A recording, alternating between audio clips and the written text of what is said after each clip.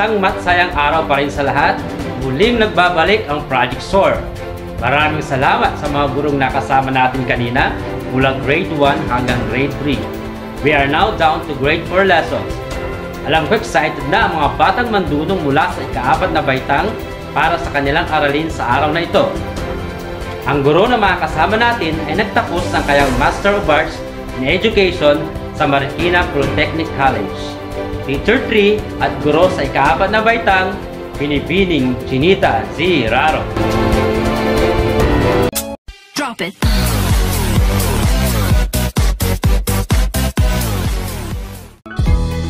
A pleasant day to our parents, teachers, and students. Welcome to Project SOAR, series of online academic review of mathematics, CLAID Learning Modules. I am Miss CHENITA. You can call me Teacher Chi, and I will guide you in our grade 4 math lesson this week. Are you ready? Let's start!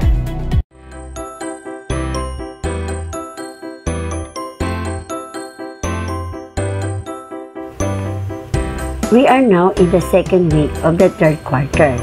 Our lesson for today is all about angles, triangles, and quadrilaterals. For this lesson's objectives, we have the following. First is to describe and illustrate angles. Write acute and obtuse using models. And second is to differentiate quadrilaterals, especially parallelograms. Can you see the clock? How many hands does it have? The clock has 2 hands. Right. Now, what geometric figure does the hands represent? The hands of the clock go nearer and farther away from each other. Based on the time, it looks like it has an opening in a single end where it narrows down, just like a mouth. Right. That is what we call an angle. For the figures on the right, we have a rectangle. A rectangle is a form of a quadrilateral. A quadrilateral is a polygon that has 4 sides. Now, from that rectangle, we need 2 triangles of the same size without wasting any part of the rectangle. How will she divide it? What shapes are formed? Firstly, we draw a diagonal line across the rectangle. See how drawing a diagonal line through the rectangular results in making 2 triangles. Great! Let's further know what angles, triangles, and quadrilaterals are. On the key concept, we have the angle, which is formed by 2 rays of lines with a common end point. It measures in degrees and can be classified according to their measurements. What we have here is an angle. But how do we know that it is really an angle? It is because ray AB meets with ray AC at point A. When 2 rays meet at a common endpoint, they form an angle. Ray AB and ray AC makes up an angle. Point A, the common endpoint, is called the vertex. An angle can be named in 3 ways. The first one is read as angle BAC. The second read as angle CAB. It could also be named as angle A or angle 1. As I had mentioned before, an angle can be classified according to their measurements. These are 3 types of angles: the right angle, the acute angle, and the obtuse angle. Now, let's learn how we could classify them from one another. First is the right angle.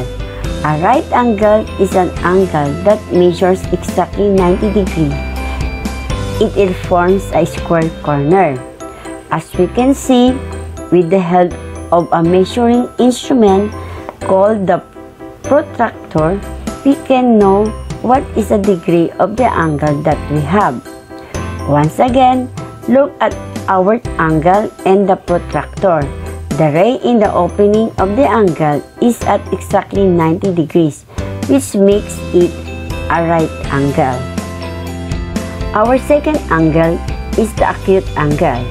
An acute angle is an angle that measures less than 90 degrees. It is smaller than a right angle because it measures less than the right angle. As you can see in the figure, the ray is at 60 degrees, which is smaller than 90 degrees. That makes it an acute angle. The last one is the obtuse angle. An obtuse angle is an angle that measures more than 90 degrees but less than 180 degrees. In the figure on the right, we can see with the help of our protractor that this angle is at 120 degrees. It is more than 90 degrees and cannot be an acute or a right angle, but it is also less than 180 degrees, which makes it an obtuse angle. Now that we learned the types of angle, let's not forget how to differentiate them from one another. What we have here is one of the basic shapes of geometry. It has 3 sides and 3 corners. It is called a triangle. A triangle is a polygon with 3 vertices and 3 sides which are straight line segments. A triangle is named by writing the vertices in any order. The triangle being shown is triangle ABC.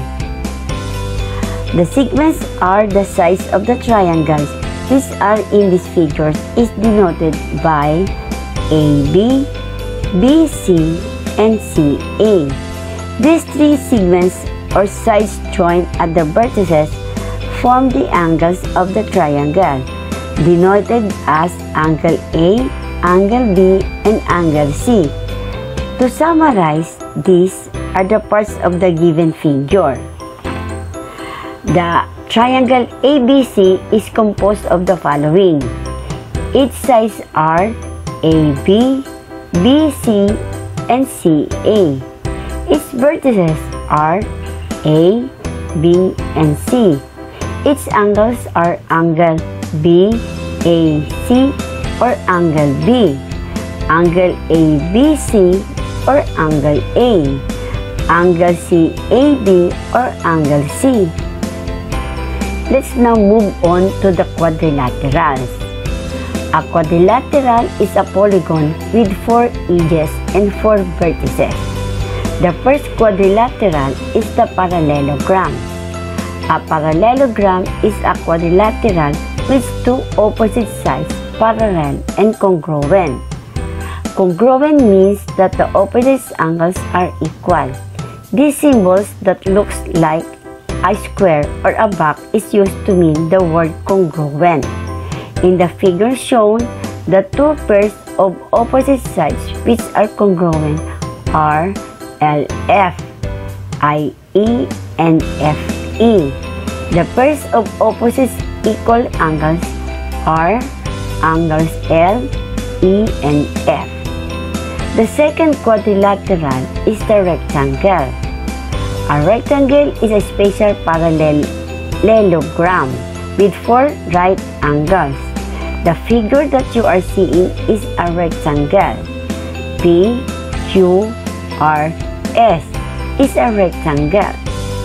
It is composed of the angles P, Q, R, and S and are all right angles.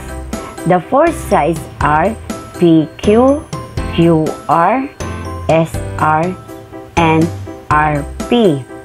The third quadrilateral is the rhombus. A rhombus is a parallelogram with 4 congruent sides. The figure A, B, C, D is a rhombus.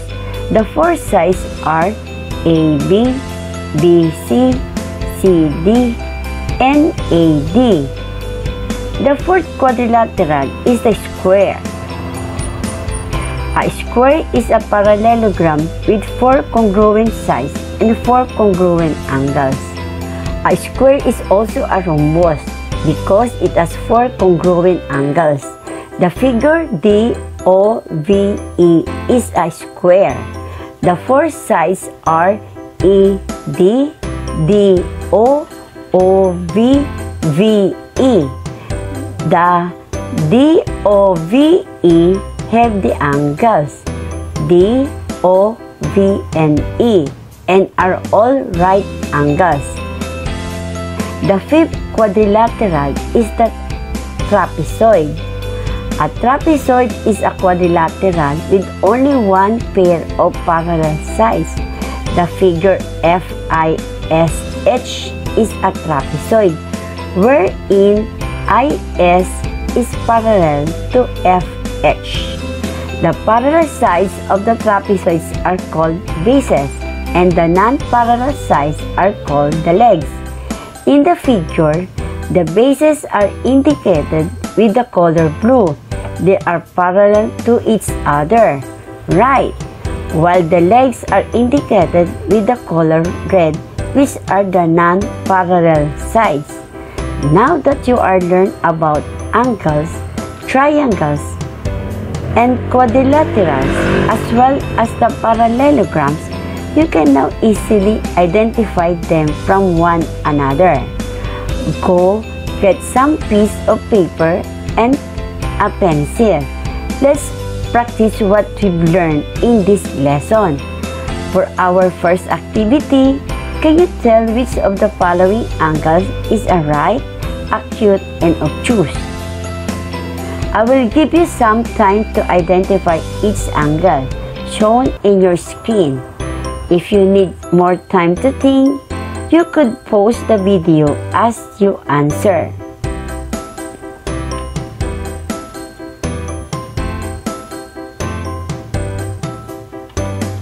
Are you able to identify the 5 angles shown? Let's check if you have identified them right. So, our first angle is a right angle. The second one is an acute angle. The third angle is an obtuse angle. The fourth one is another acute angle. And lastly, the 5th angle is another right angle. Did you get all the angles right? If so, congratulations, you did great. If not, you can always practice again. For our second activity, I will be giving the kinds of angle and its name, and you will be the one drawing these angles. For number 1, draw an acute angle with a name angle ABC. For number 2, draw an obtuse angle with a name angle DEF. For number 3, draw a right angle with a name angle GHI. You can now draw your angles 1, 2, 3, and if you need more time to draw them, you could pause the video as you work on drawing the angles.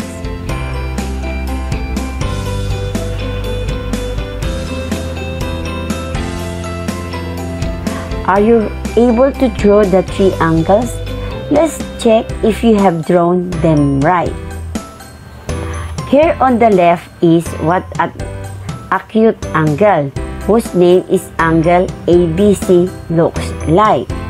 Here in the middle is what an obtuse angle, whose name is angle DEF, looks like. Here on the right is what a right angle, whose name is angle GHI, looks like. Did you get them right, or do you need more practice?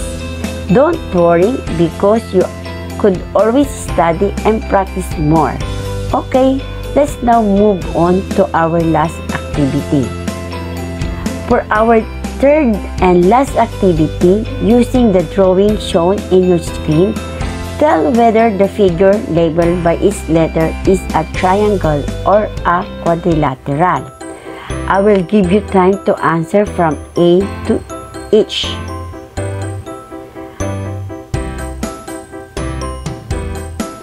Are you done in identifying the figures? If not, you could pause this video and then play it again. Once you are done,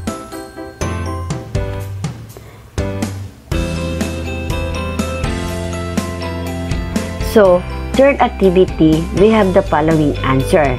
Letter A is a triangle.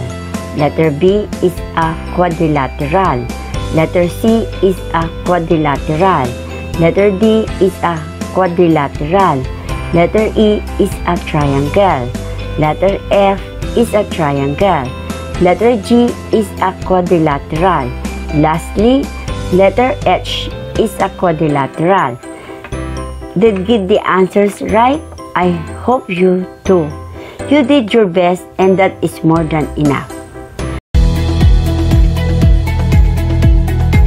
Thank you for watching. I hope you enjoyed and learned something from our lesson today.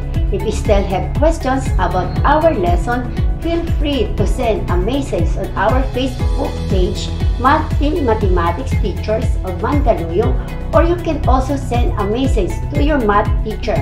Again, I am Teacher Ching saying, Math-sayang Math-aral, tayo ng Math-tuto.